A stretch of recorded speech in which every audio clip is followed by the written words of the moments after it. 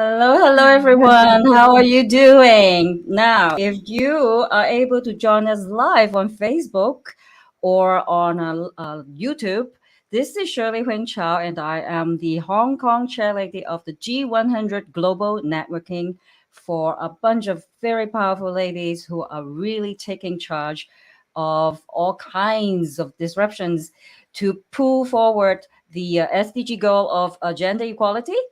And I am so over the moon tonight to have Sandra Guevara from, where are you right now, Sandra? Well, I am from Venezuela, but I live in the north part of Spain right Yeah, now. which city exactly? Pamplona.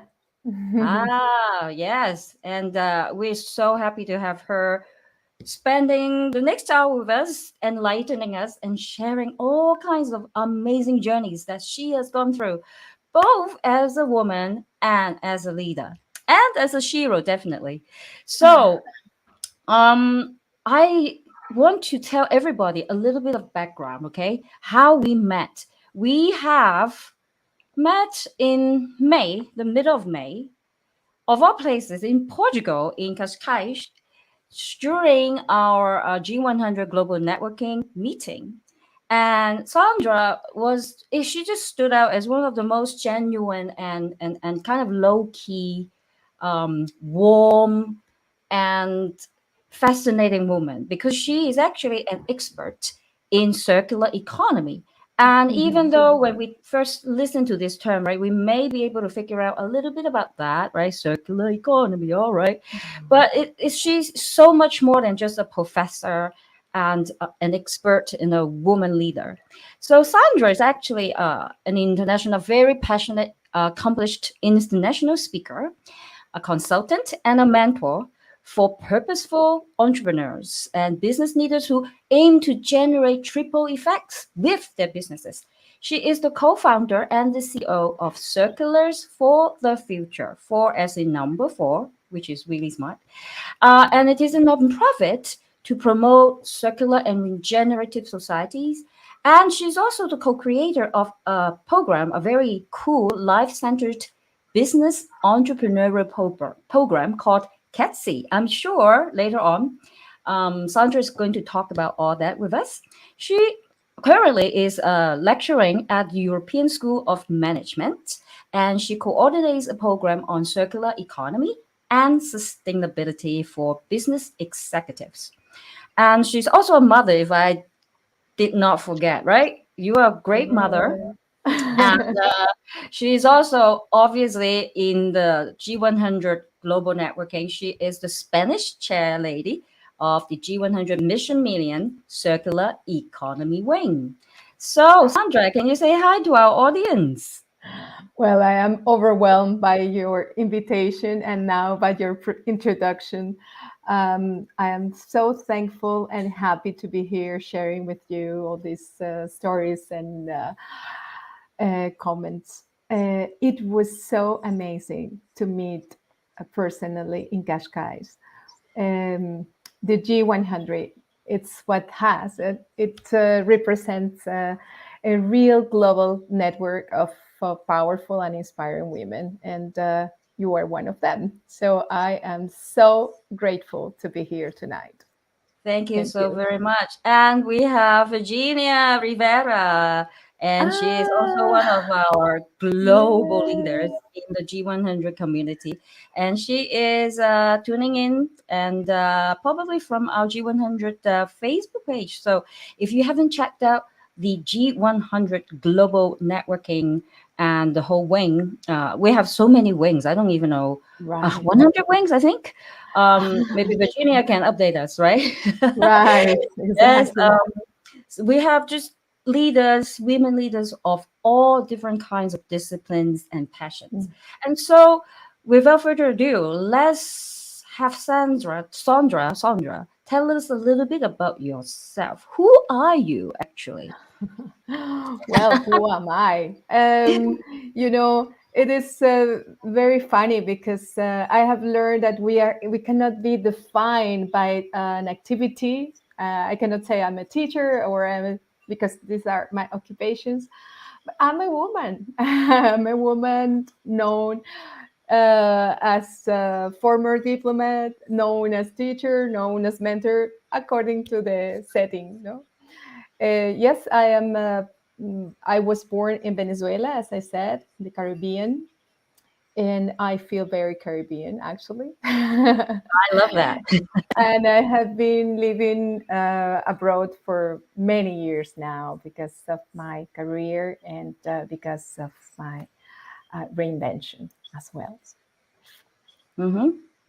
So, tell us a little bit about you as a girl. What were you like as a girl or a teenager?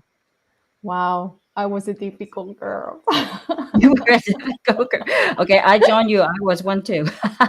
I was a difficult girl. My parents divorced at a very early age of both children. So we were actually reflecting and somehow the environment that we were in. Uh, I was resisting to be far away from my mother and living with my Ah, father most of the time. But of course, it was story of kidnappings and rescuing, and like a very adventurous life, but not so nice sometimes. So wow. that was a very hectic, and it led um, to a very diverse and unstable uh, childhood. And I studied in general in 16 different schools to find Wow. to finally get to be a to finish my secondary school, and in three different countries. So it was like from here to there. It was very, very unstable. Yeah. How did that affect you? Now knowing what you know, right? Looking back, how did that shape your adolescence? Because we know that a lot of our core beliefs, right, or our habits do stem from our childhoods. Yes. Yes. Yes. Well, actually, I would say that it. Even if I at the beginning I was resistant to these changes because it some of them implied that I would have to be away from my mother.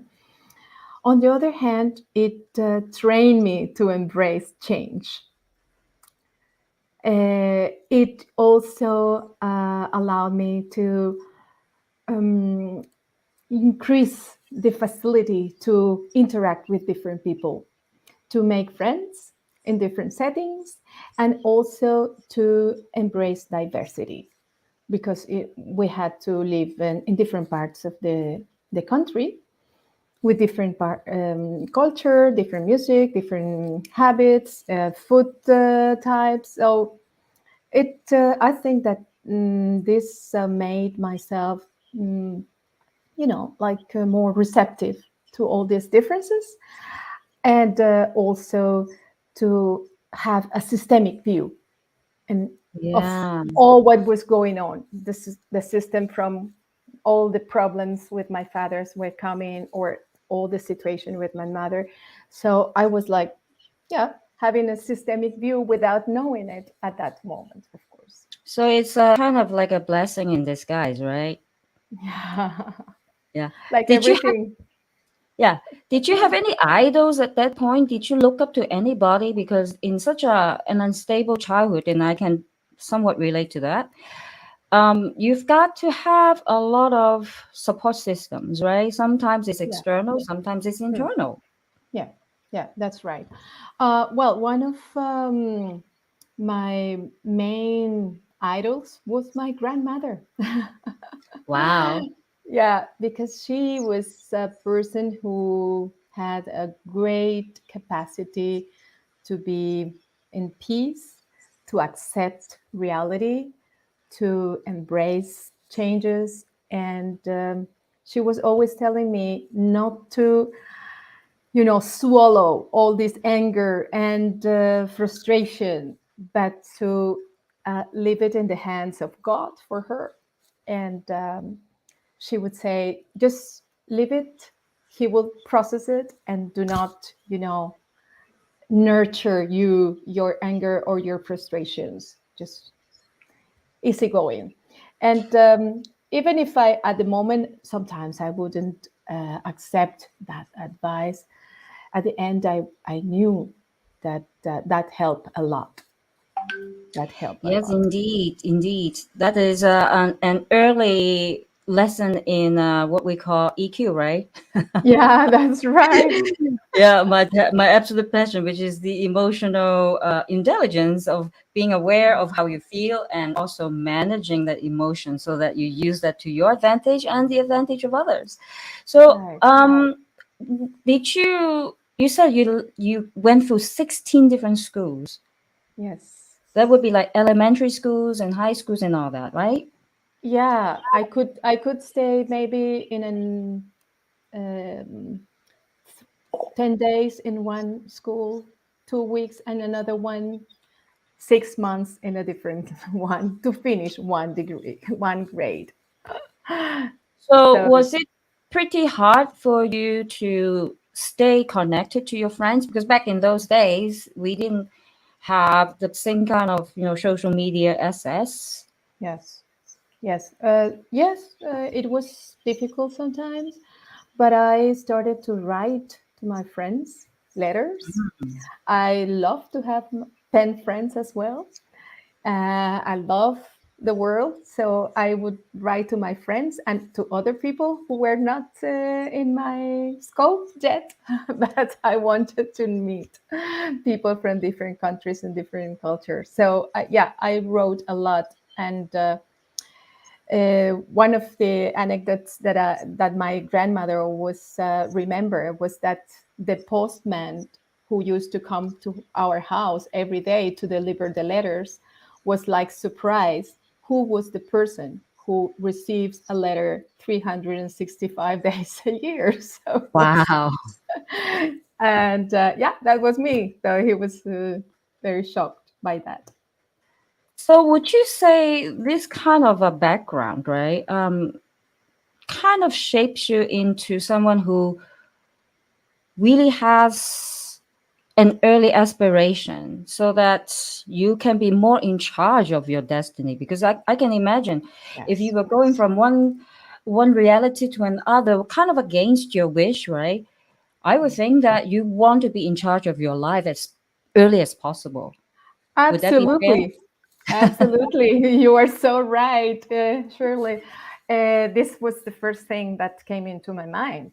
I have to get independent very soon. And yes, when I was 11 years old, I just saw a little sign on a building which says International Relations School, and I thought, Mm. wow, that means many countries. And I asked my father, what is this? And he says, well, this is one of the careers that you can join at university.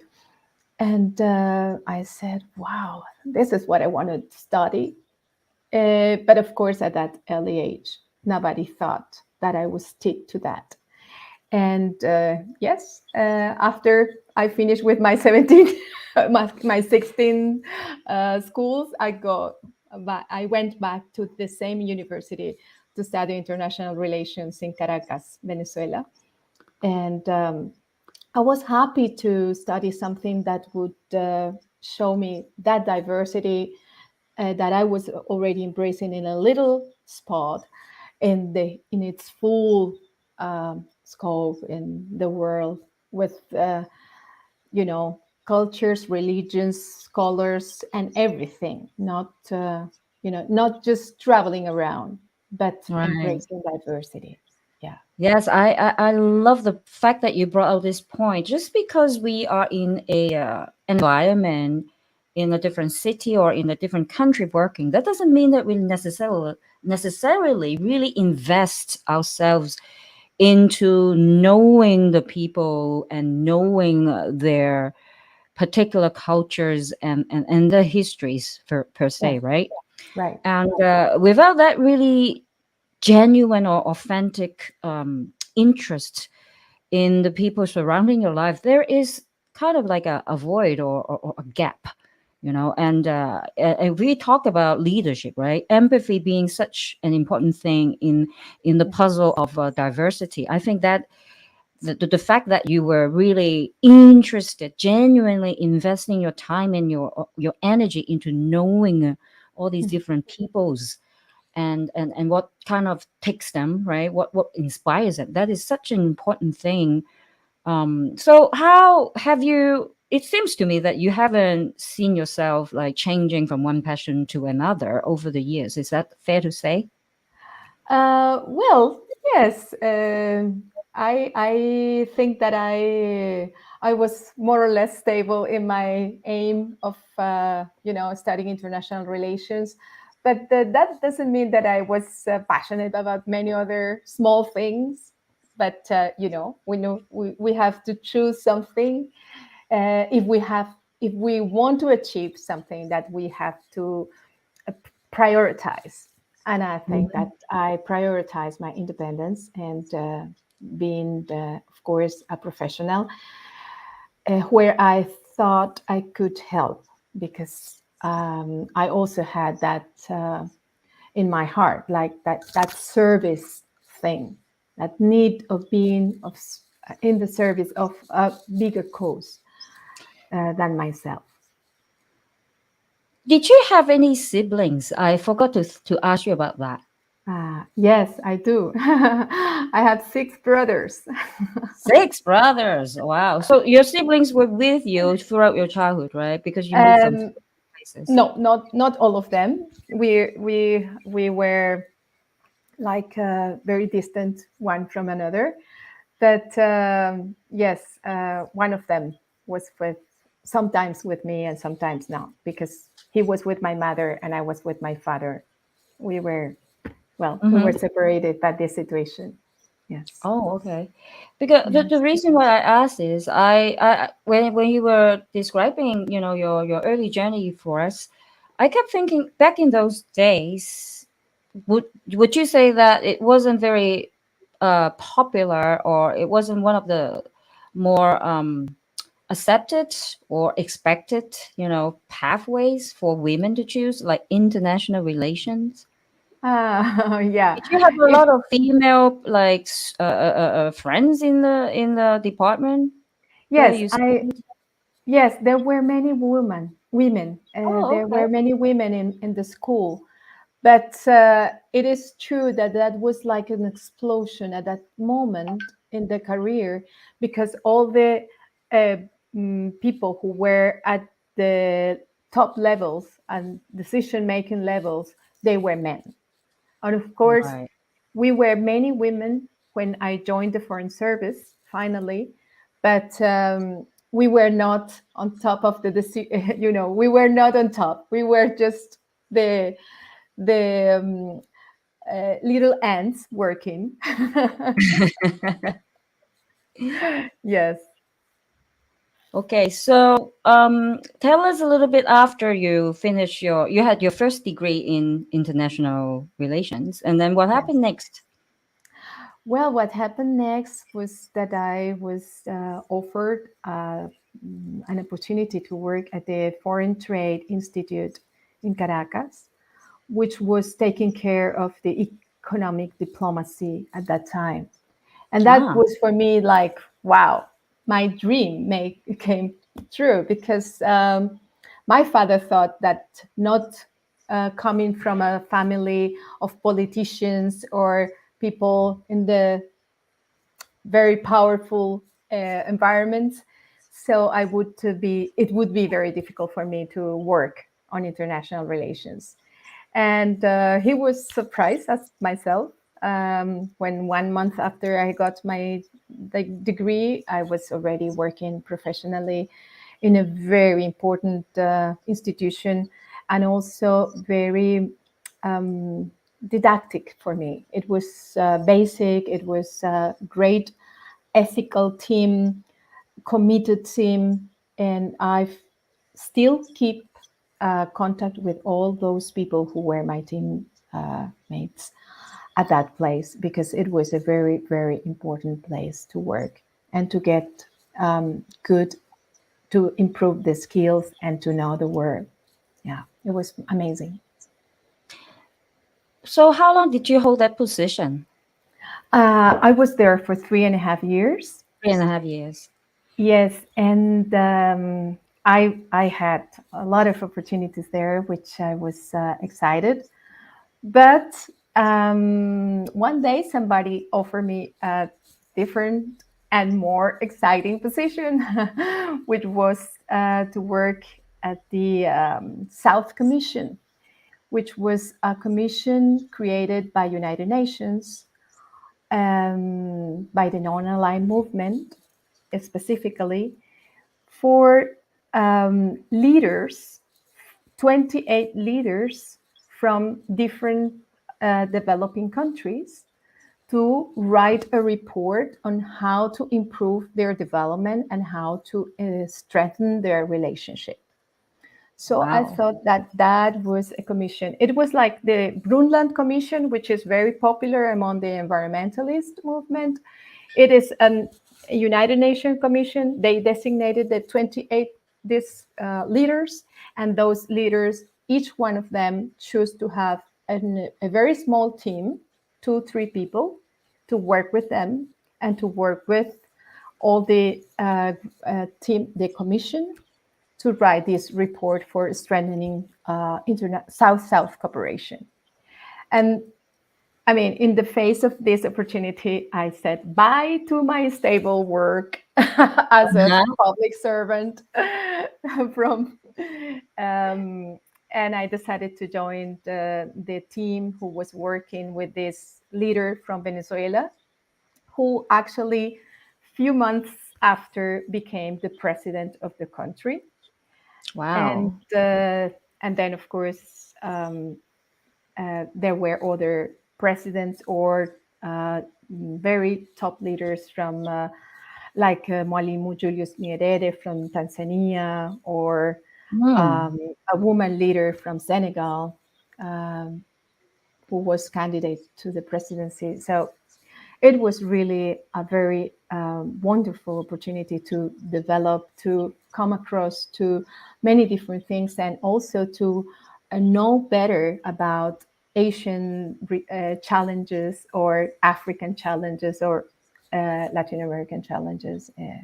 So that was amazing as well. Mhm. What would you say during that whole project, right? What was your biggest learning from all these leaders? Or Wow. maybe from yourself too, right? Yeah, well, but that was also very powerful, to embrace diversity, of course, and paradox, of course, paradox. Uh-huh. Paradox. Yes, because actually they were all interested in developing their own countries, in achieving many things for their population, especially human development, which was at the top at that moment. But that those were the times also when the Brundtland Commission was considering that we should strengthen the environmental aspect of development. And then I came across to the word sustainability and sustainable development and the challenges that we in the South had. And the paradox that is that, of course, we wanted to achieve the levels that the European Union was marking, was, that was the parameter that we had, improving the environmental management of our industries. But at the same time, we wanted to fulfill the needs of all the population. And at that moment, that was like something was very difficult to reconcile. Right. So, do you have some like specific moments of triumphs or huge setbacks that you kind of keep going back to remind yourself how far you've gone in that journey? Well, actually, I the other day I published a photograph when we were sitting together with the president Uh huh. of our office, who became president of the country, and in a meeting with the Secretary General of the United Nations. And we were Wow. just like 4 or 5 people, well, three, four, five, six, seven, 7 or 8 people in that room. And I was the only woman in that room. And of course, the youngest.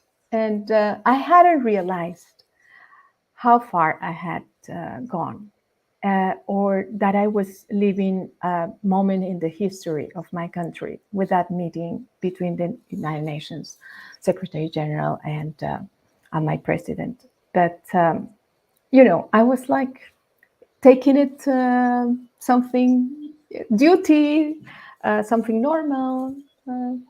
But yeah, looking backwards, yes, yes, yes, it was a really important moment. And I had to do similar things during all those years.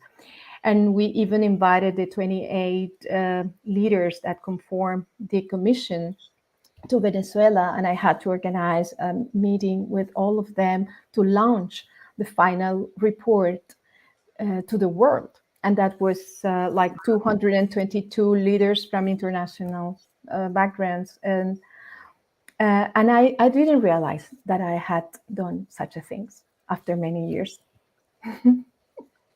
Do you think so much of this accomplishment of your life, your professional life, okay? How much of it is tied to your own personal growth, or you think it's more like your skill set, career skill set? You see what I'm trying to ask you? I think so. Yeah, I think that we have been told that we have to separate our personal life from our professional life. And I think that we cannot do that. We are one, we are a system. Of course, we have things that we treat at work and others that we treat at home, but we are the same person with the Yeah. same skills. And with even if, of course, there are technical skills that we apply to an issue like international relations or sustainability, at the end, it has to do with us and it influences who we are. And I think that, for instance, that experience influenced me a lot without me knowing it. At that moment, I didn't know that I had become so sensible to the sustainability issue. But then after 20 years, 20 years after that experience, and having lived in many countries as a diplomat, because I joined the Foreign Service soon after the commission was something which was to be active for 3 years only. So when we finished the 3 years, we presented the report and everybody went back to their lives. And Right. we were posted. I was posted to India to in order to try to um, strengthen the relationships between Venezuela and India. And after that, I continued in the Foreign Service for 20 years. but at a certain point, I had to quit because of political differences. And Ah, when I quit, I decided that I had to go deeper into myself to see what was my next step. I had to reinvent. Of course, I could not continue being a representative of my country. I had to do something else. And in that inner reflection, I realized that sustainability had been there from the beginning, and it was something I was really caring for all the way through, even other posts that were not directly tied to it. I it was always a certain concern that I kept for myself. And I understand now that unless we change our habits and our demands in the society, we are not going to change the economy, for instance, which is something that we think that is outside ourselves. So yes, definitely our personal skills and our personal insights also influence our professional life. great. Love that. At some point, did you feel like, following, segueing what you were saying, at some point, did you feel like that you kind of became this person which was more than just a profession or a career? You actually had a vision of the world or a mission Yeah. to better it, right? That's why you feel like, well, maybe after all these years, after 2 decades, this is it. And I've been dealing with the same paradox, so to speak. We were talking about the paradox, all these different ideologies maybe crashing and never really Yes. working in harmony like you or Right. we want them to. And then all of a sudden you realize that maybe there are other ways you can contribute to the Yes. workings of a better world. And so that is the formation of you as someone who now has a bigger vision and a bigger mission, right?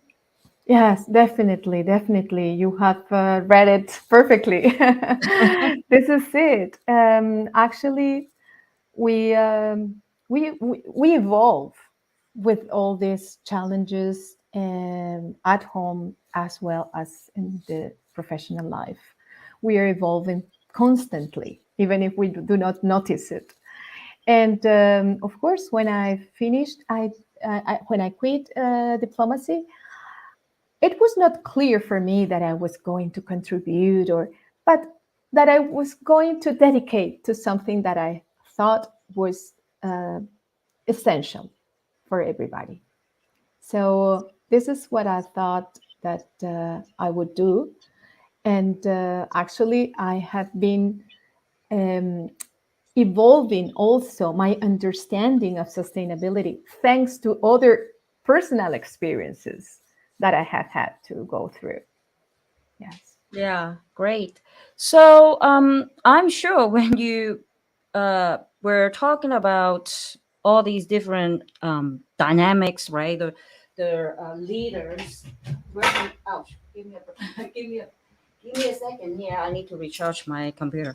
You were working with all these big leaders and dealing with all these different temperaments. Um, I'm sure you deal with overwhelm a lot, right? Oh, yeah. So my next question for you is, um, both for your professional life, whether it was during all these amazing diplomatic years, or when you start going into maybe your teaching job, right, at universities, and really creating your own entrepreneurship. How did you find yourself dealing with burnout and overwhelming and all that? Woof. Overwhelming. It's something that is very easy to come across every day. If you miss the point, even every day, you can you can be overwhelmed by the Uh huh. situations. But I would say that, of course, yeah, I have had experiences where. Um, that feeling was more intense, of course. And that was when I had to quit diplomacy because Mm. um, there was a coup attempt in my country, and I Mm. was accused of conspiracy, Wow. even if I was abroad and I had nothing to do with that. But yes, when you are in those environments, it can happen. And the minute I understood the dimension of and the threatening that I was receiving, of course, I was overwhelmed. And I think that it was very difficult to swallow and to process.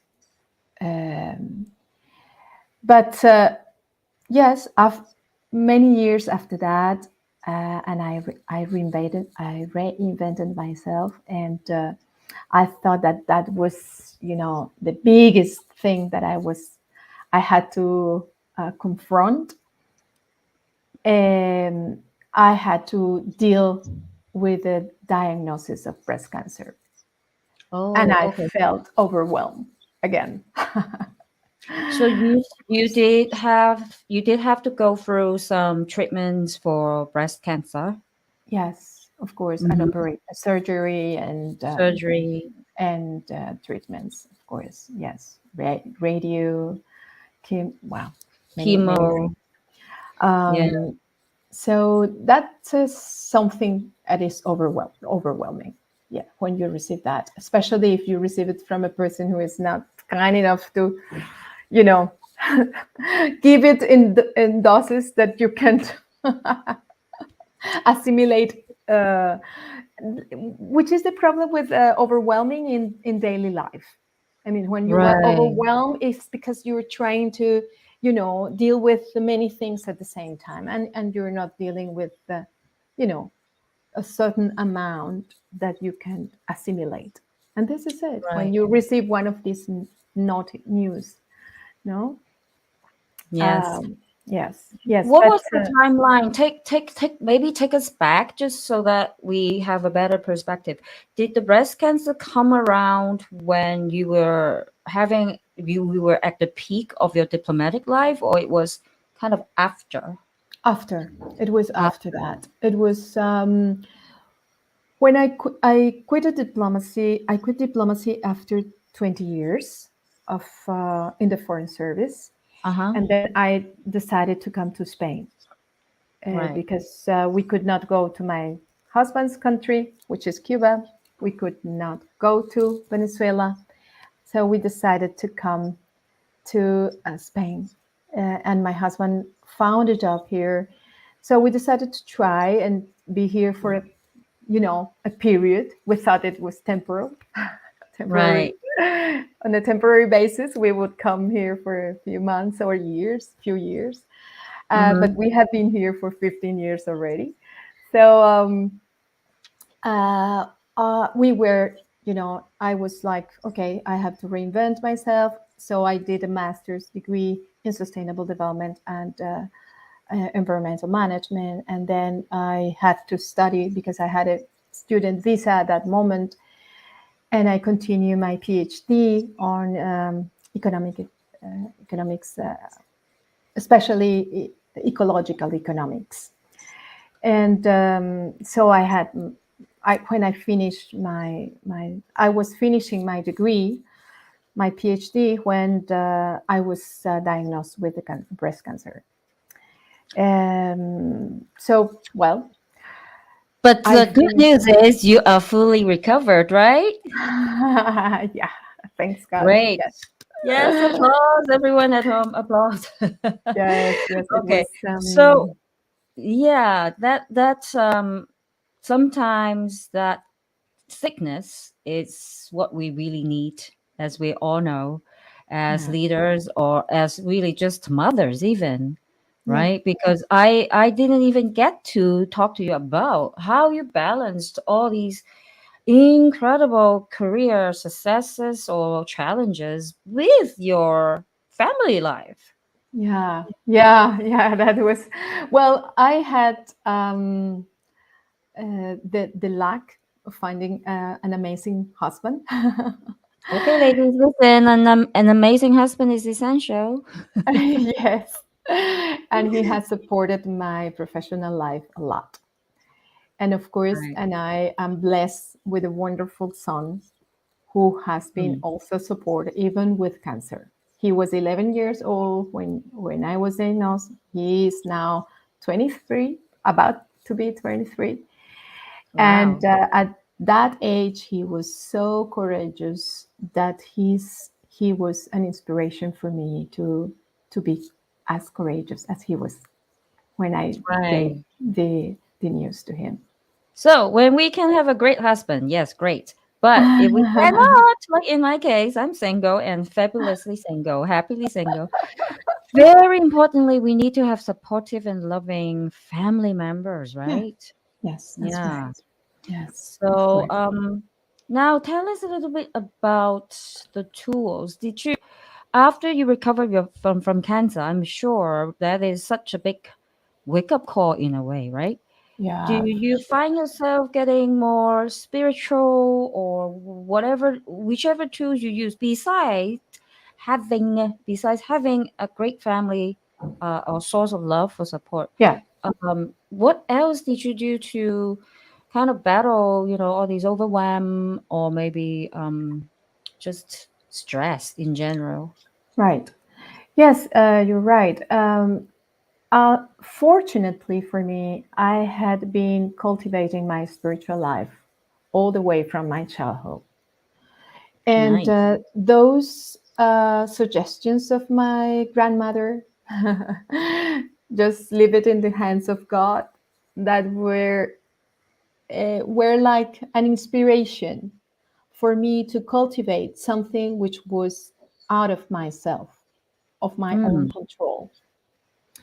Uh, and it was to start, con- connecting with my inner self and also connecting with the divine. It doesn't mean that I was following the steps of my grandmother or going to the church or things like those, because I'm not talking about religion, I'm talking about spirituality only.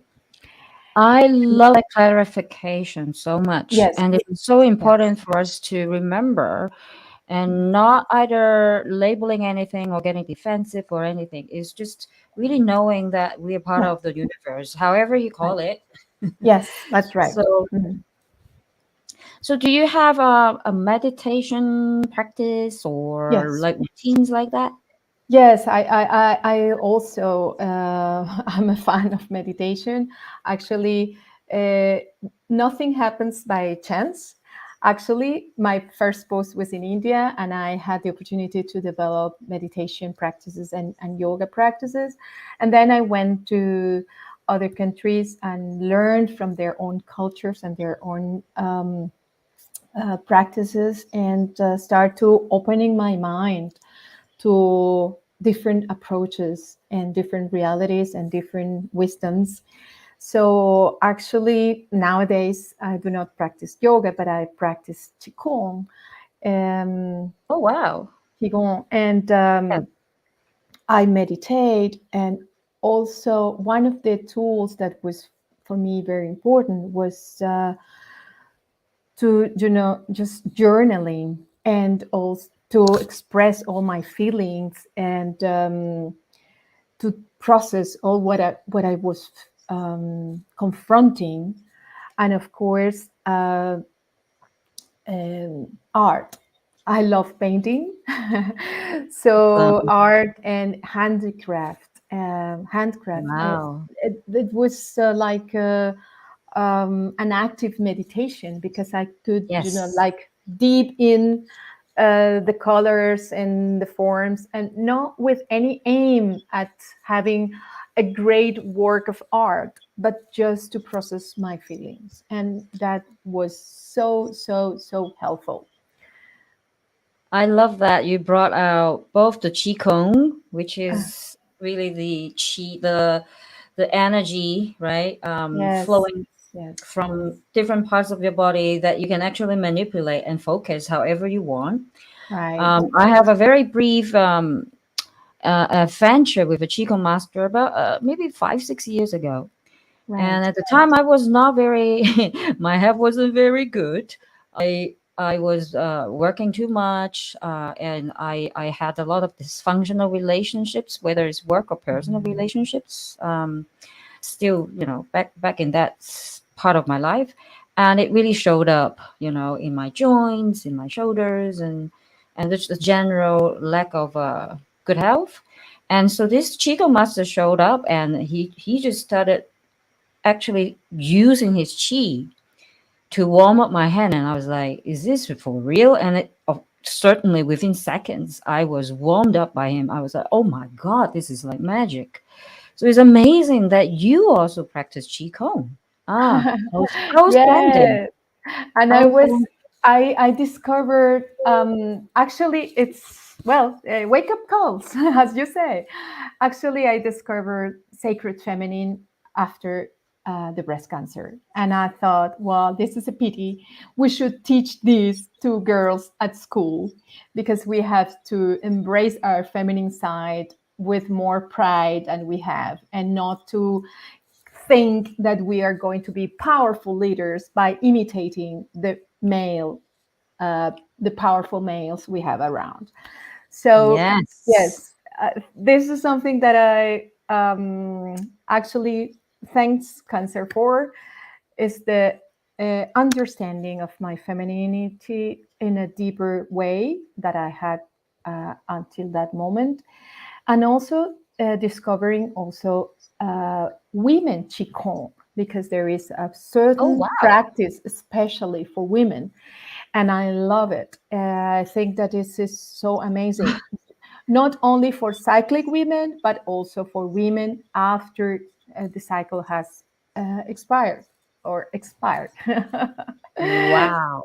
Yes, there. People who could see me just now and see you, because some of the listeners would be hearing this instead of seeing us.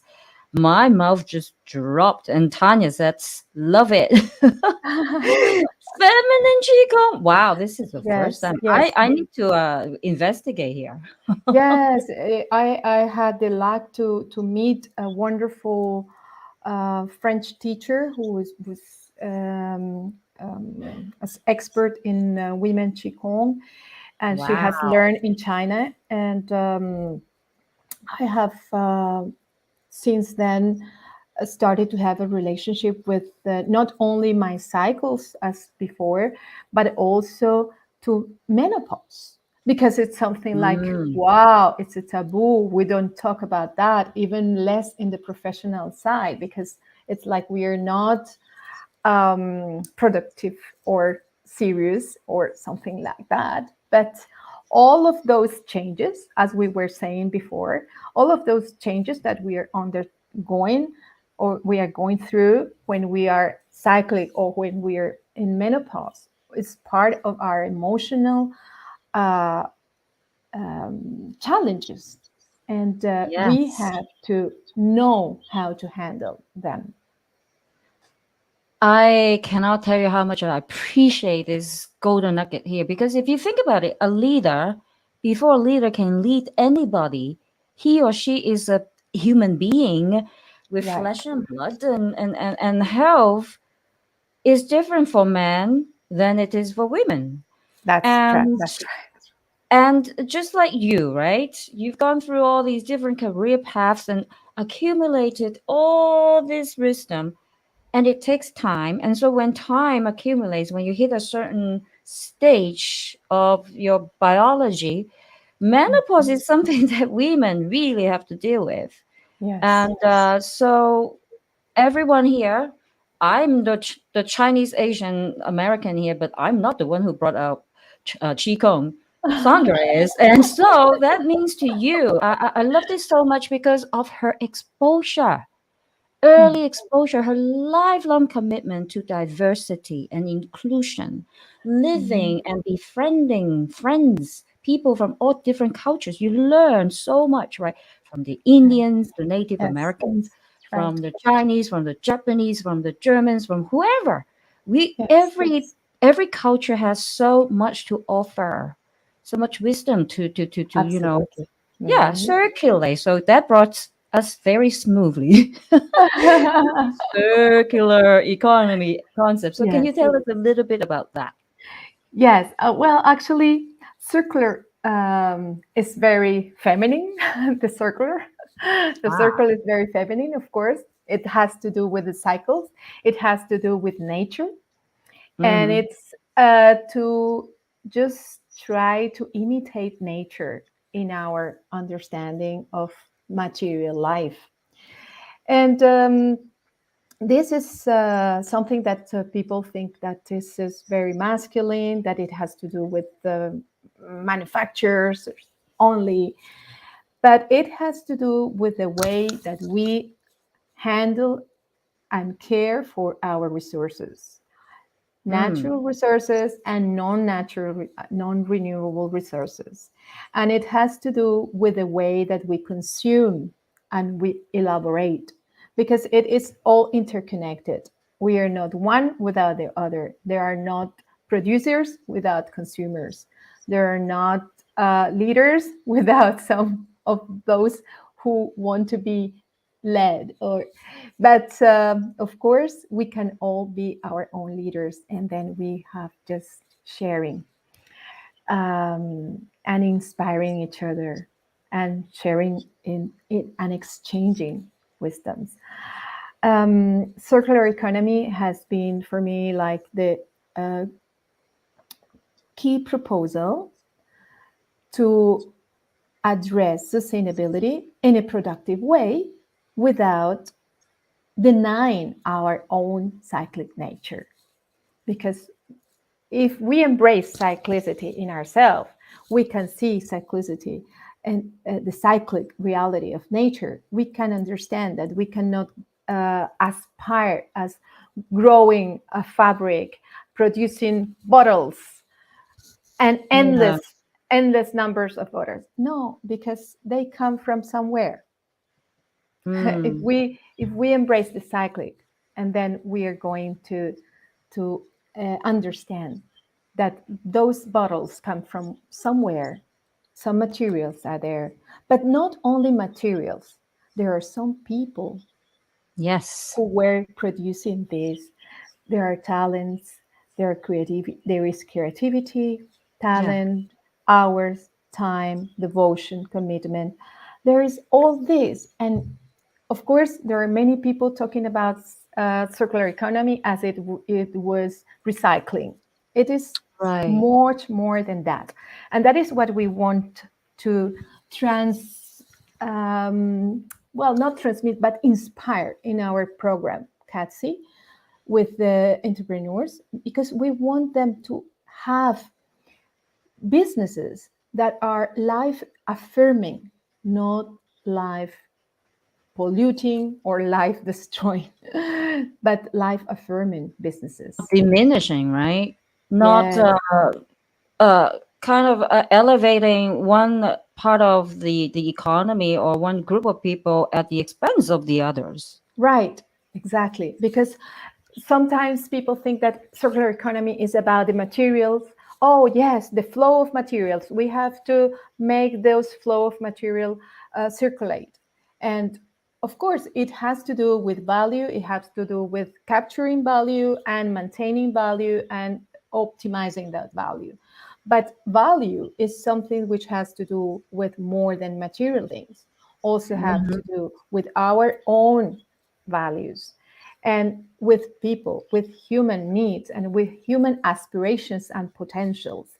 So, if we're going to create a new economy, we have to introduce the human dimension as well as Yeah. the material dimension. It cannot be like, okay, we are going to center ourselves with the question of material flows, and then we are going to forget about people again, because we have forgotten for so many years about people, and it creates instability. It creates lack of wealth for, like you say, for some of them, and this is not that lead us to a different scenery that is not harmony. This is not peace. This is not prosperity. This is not flourishing. Yeah, so people before profits. Right? People, profit, and planet together, and we can do that. Like, yeah, like a what you call a trifactor. Right. Like that spaghetti, the tricolore. So, Right, the balance of nutrients and everything. right, Yeah. And right. Tanya says, yes, we must take care of people. Yes, Yeah. and regeneration. I mean, we need to regenerate Regeneration. Yeah. because people needs the planet. It's not that I comment on our gathering. It's not that we are going to take the planet on our shoulders now. No, it's like the planet. We are standing on the shoulders of the planet. The planet is what give us air, water, resources, medicine, shelter, and spaces for spirituality and for enjoyment.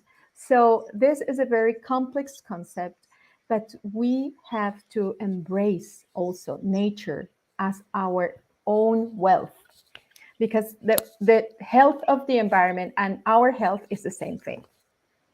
And Magali has just said something beautiful. She says, we is all connected and we can all do something about it, even if it's just a grain of sand. Absolutely, Yes. absolutely. And sometimes I wonder, of course, we have to look forward. We have to move history forward. We have to think about intergalactic travel or Hmm, even living in another planet on another planet. But there's so much we need to do right now, right exactly. here. Yes. Even in our own neighborhoods, there's so Mhm. much to do. Every single person can contribute in so many ways, whether it's economic, whether it is culture, whether it is just pure energetic exchanges, right?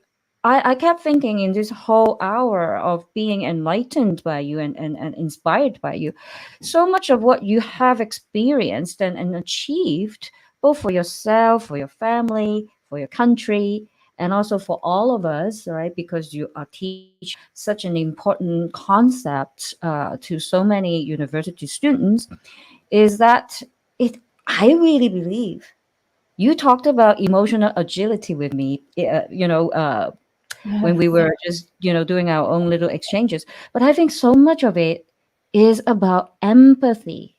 Right, right. Yeah, it's been, yes, yes, it's empathy towards ourselves. It's knowing ourselves. It's knowing how do we live? How do we have wealth? And of course, it reminds me of Susan David, of course, with emotional agility, because she says that when you have an uncomfortable emotion, the tendency nowadays is just, oh no, just go positive, just smile, turn the page. You have to erase that Yeah, sadness of your yeah. life. Don't, I mean, no. I mean, if you have the diagnosis of cancer, you cannot say that you are not going to suffer. I mean, it's Mm. hard to face it. I mean, let's be honest. We are not going to say, oh, yes, thank you. I have to be positive. It's going to go okay, great. And to, Right. of course, I have to be positive. It that before getting to the positive level, there is a level of exploration of what you are feeling, of what you and a level of understanding of your emotions, at what your emotions are telling you. And when they tell you something about you important, why I am not easy with dictatorships? Well, because the value of freedom is important for me, for instance.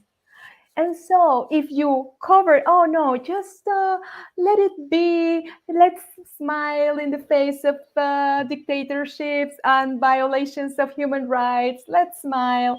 I mean, what is going to happen with my world, with our world, Yeah. if we just close the door to our emotions. We So would not have Gandhis or Mandelas. exactly. Now, Sandra has brought out one thing that I teach my children or Mm. teenage students all the time, and that is if you're mad, be mad, Yes, but yes, punch a pillow. right, Don't hit a dog. Don't punch your exactly, brother. Don't exactly, yell at your mother. right, Yell, but don't yell at someone, right? But do yell and do let it out, and then exactly. use that information to Mm. transcend that feeling into a power that can change the Right, situation for the better. right. But EQ is not about hiding. That is No. totally right. You hit the nail on the head. Now, I Mm. can talk to you for another 10 hours Yes. easily. And 10 days and 10 years. And I am just Yeah. so grateful, Sandra, that I met you in Portugal, in Cascais, through the amazing, phenomenal network of women leaders and sisters, Absolutely. kindred spirits called the G100. So now the last thing I would say is, do you have maybe one inspirational quote, a song, or a book that you can share with all of us? Well, the book of Susan David is amazing and it is very helpful, of course, the emotional agility. But Uh I huh. would say that my quote is owning our story is the bravest thing we can do. Owning our story. Yes, owning our And to story. that, I, And through yeah, that, loving ourselves is the bravest loving thing. ourselves. And Yes. I just want to add one thing very quickly before we wrap up this interview that is way too short. And that is, I believe you wrote a book, right? A compilation book with a bunch of women, didn't you? Yes, yes, that's right. Can Yes, you we tell us wrote. the name of your book? So far, it's just in Spanish, but it's journeys, 7 journeys through self empowerment, women empowerment. 7 Journeys Through Self Empowerment. Yes, it's in Spanish. It's uh, wow. Yeah, no, no, I am not going to miss to mess it. Yes, it is. I will just post the link to those Sure. who speak Spanish for them. Yeah, 7 Journeys Through Self Empowerment. And how Mm. many women authors are No, there in the? six, six. You see, six. It's not seven, six, Oh, because we I'm are six sorry. women. Sorry, Six, I was six. the one to say seven, but No it's just the problem. Let's nervousness. make it You, six. Six. it's Okay. six. Okay. And do Yes, you plan on writing a solo book soon? yes. I am planning to write a solo book. Yes, I think you so should. many people are asking me to uh, recall all these stories from Algeria during the war, civil war, or the the years that I live in India. And there are so many things. Yes, of course, think there are many things to share that I have to write. Okay. Do you have any idea when you want to get that accomplished? Well, I'm kind of giving to you. I'm going to kind of help all our readers get in line so that they can get yes, a copy of that when it's really 2023, by the end of 2023. 2023. All Yes, right, we all hear you. We all heard you, Sandra. yes, 2023, everyone. it's my So commitment. yes, I have kind of inadvertently just put this out in the stratosphere. Now we're all Right. expecting. Yes. All right. That is just my really my biggest what do you call it, gesture of support for you, and we are all so grateful for this hour that you have given us, and also very much thank everyone who has listened in, joined us, and from all corners of the world. We are so grateful for you. And this is from Zero to Shiro, and this is actually our fourth episode, if I'm not mistaken. Yes. And so, if you like what you've heard, you love hearing stories from these phenomenal women who are not very different from all of us. We are just the same. Every single one of us have, every single one of us has what it takes to achieve the incredible, the most amazing life. All we have to do is, like Sandra, be brave and embrace diversity, inclusion, be an explorer, an adventurer, and also Mhm. get that support system that she talked about from her family, and really just go for it, because she was talking about telling, owning your story. So Sandra, do you have any last words for us? I want just to thank you so much for your kind invitation, for the honor of sharing this program with you, and also sharing with all these amazing women and people that are over there writing and inspiring us, motivating us. I think that, as you say, we do have, all of us have something to share with the world, and it's already there. And It's already we don't, there. yeah, it's already there. We don't have to achieve, to study anything else. We don't have to go for anything else, but just to share what we have inside ourselves. And that's why I love to have personal idols which who are real people, like my Yeah, grandmother. She was a real people. It was not unachievable. It was exactly. something which was at my level of understanding and achievement. Thank you so Okay, much. thank you so much, Gracias. And everyone at home or wherever you are at your workplace, have a great day, great afternoon, great evening, and just feel blessed. From the bottom of my heart, one more time, thank you, Sandra. And Thank I you will so see you much. in our next episode. Bye. Ciao, Thank everyone. you. Bye Thank you. bye. Bye.